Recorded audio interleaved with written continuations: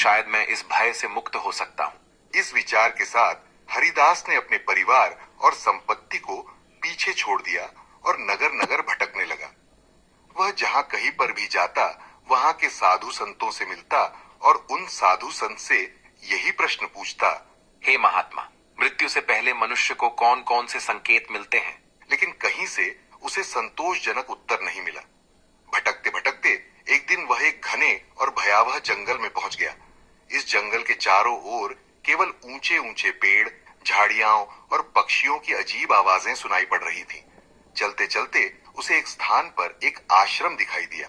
यह साधारण आश्रम नहीं था। आश्रम के बाहर एक दिव्य शांति फैली हुई थी।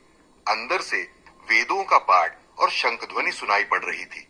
उस आश्रम में जो साधु निवास करते थे, वे बहुत तेजस्वी और शांत दिख रहे थे। उनके मुख पर दिव्यता की चमक थी और ऐसा प्रतीत होता था मानो वे साक्षात देवता हों।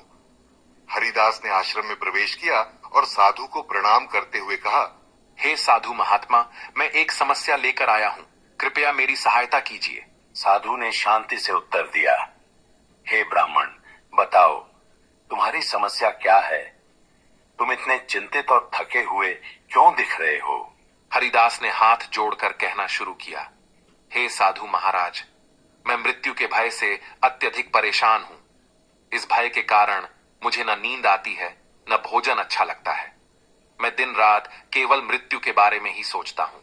साधु ने गंभीर स्वर में पूछा, मृत्यु का भय क्यों? क्या तुम यह जानना चाहते हो कि मृत्यु कब होगी और कैसे होगी? हरिदास ने उत्तर दिया, हाँ महाराज, मैं यह जानना चाहता हूँ कि मनुष्य को मृत्यु से पहले कौन कौन से संकेत मिलते हैं। मैं यह समझना चाहता हूँ ताकि इस भय से मुक्त हो सकूं।